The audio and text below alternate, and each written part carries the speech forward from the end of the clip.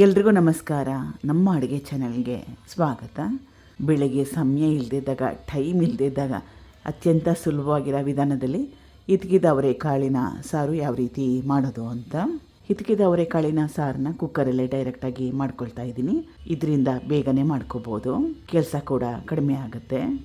ಕುಕ್ಕರ್ನ ಇಟ್ಕೊಂಡಿದ್ದೀನಿ gas stove ಮೇಲೆ. ಮೊದಲನೇ ಸ್ಟೆಪ್ಪಲ್ಲಿ 2ರಿಂದ 3 ಚಮಚದಷ್ಟು ಎಣ್ಣೆ, ಸಾಸಿವೆ ಸಣ್ಣ ಚಮಚದಲ್ಲಿ 1 ಚಮಚದಷ್ಟು, ಸಾಸಿವೆ ಸಿಡಿದ ನಂತರ ಈರುಳ್ಳಿ ಕಟ್ ಮಾಡಿ ಇಟ್ಕೊಂಡಿರೋದು 1 ಮೀಡಿಯಮ್ ಸೈಜು, ಕರಿಬೇವಿನ ಎಲೆಗಳು. ಈಗ ಈರುಳ್ಳಿ ಹೊಂಬಣ್ಣ ಬರಬೇಕು, ಸ್ವಲ್ಪ ಮಟ್ಟಕ್ಕಷ್ಟು ಮೆತ್ತಗಾಗಬೇಕು. ಈರುಳ್ಳಿ ಬೆಂದ ಮೇಲೆ ಹಿತಕಿದ ಅವರೆಕಾಳು ಸುಮಾರು ಒಂದು ಅರ್ಧ kg ಅಷ್ಟಿದೆ.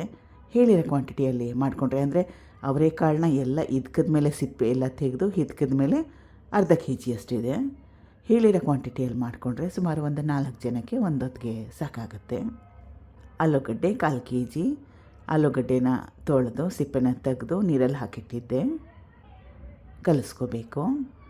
ಇದಕ್ಕೆ ಬೇರೆ ಪದಾರ್ಥಗಳನ್ನ ಹಾಕ್ಕೊಳ್ಳೋಕೆ ಮುಂಚೆ ಎಣ್ಣೆಯಲ್ಲೇ ಸುಮಾರು ಒಂದು 5 ನಿಮಿಷ ಬೇಯಿಸ್ಕೊಂಡ್ರೆ ಒಳ್ಳೆಯದು, ಟೇಸ್ಟಿಯಾಗಿರುತ್ತೆ. ಇದು ಬೇಯಷ್ಟರಲ್ಲೇ ಇದಕ್ಕೆ ಮಸಾಲಾನ ರೆಡಿ ಮಾಡ್ಕೋಬೇಕು.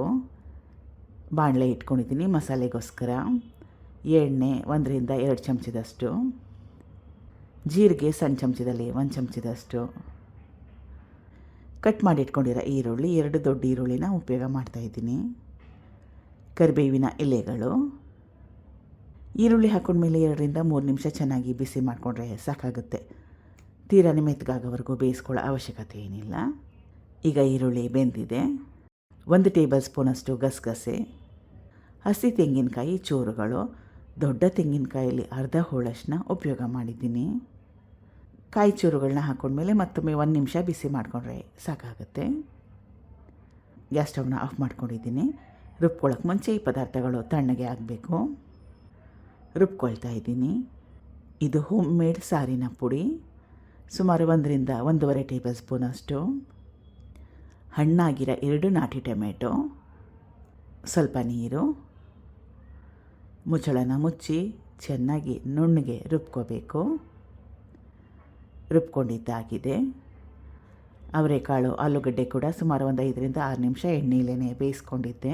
ರುಬ್ಬಿಟ್ಕೊಂಡಿದ್ನಲ್ಲ ಅದು. ಕನ್ಸಿಸ್ಟೆನ್ಸಿನ ಅಡ್ಜಸ್ಟ್ ಮಾಡಲಿಕ್ಕೆ ನೀರು. ಬ್ಯಾಡಿಗೆ ಅಚ್ಕಾರದ ಪುಡಿ ಸ್ವಲ್ಪ ಹಾಕ್ಕೊಳ್ತಾ ಇದ್ದೀನಿ, ಕಲರ್ ಸ್ವಲ್ಪ ಡಾರ್ಕ್ ಆಗಿ ಬರಲಿ ಅಂತ. ಆಪ್ಷನಲಾಗಿ ಇಟ್ಕೊಳ್ಳಿ, ತೀರನೇ ಜಾಸ್ತಿ ಹಾಕ್ಕೊಳ್ಳೋಕೆ ಹೋಗಬೇಡಿ. ಒಂದು ಅರ್ಧ ಚಮಚ ಹಾಕ್ಕೊಂಡ್ರೆ ಸಾಕಾಗುತ್ತೆ. ಕನ್ಸಿಸ್ಟೆನ್ಸಿ ಫೈನಲ್ ಆದಮೇಲೆ ರುಚಿಗೆ ತಕ್ಕಷ್ಟು ಉಪ್ಪು ಹಾಕ್ಕೊಂಡ್ಮೇಲೆ ಎಲ್ಲ ಪದಾರ್ಥಗಳು ಹೊಂದ್ಕೊಳ್ಳೋ ಥರ ಚೆನ್ನಾಗಿ ಕಲಸಿ ಮುಚ್ಚಳನ ಮುಚ್ಚಿ 2 ಸೀಟಿ ಕೂಗಿಸ್ಕೊಂಡ್ರೆ ಸಾಕಾಗುತ್ತೆ.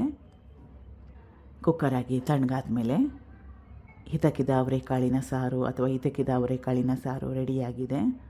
ಅತ್ಯಂತ ಸುಲಭ. ಕುಕ್ಕರಲ್ಲಿ ಮಾಡಿಕೊಂಡ್ರಂತೂ ತೀರನೇ ಬೇಗನೆ ಮಾಡ್ಕೊಂಬಿಡ್ಬೋದು, ಕೆಲಸ ಕೂಡ ಕಡಿಮೆ ಆಗುತ್ತೆ. ಟ್ರೈ ಮಾಡಿ ಈ ರೀತಿಯಾಗೊಮ್ಮೆ. ಕಡಿಮೆ ಮಸಾಲ, ಜಾಸ್ತಿ ಕೆಲಸ ಇಲ್ಲ, ಮಾಡೋದು ಕೂಡ ತುಂಬಾ ಸುಲಭ. Thank you for watching. ಧನ್ಯವಾದಗಳು.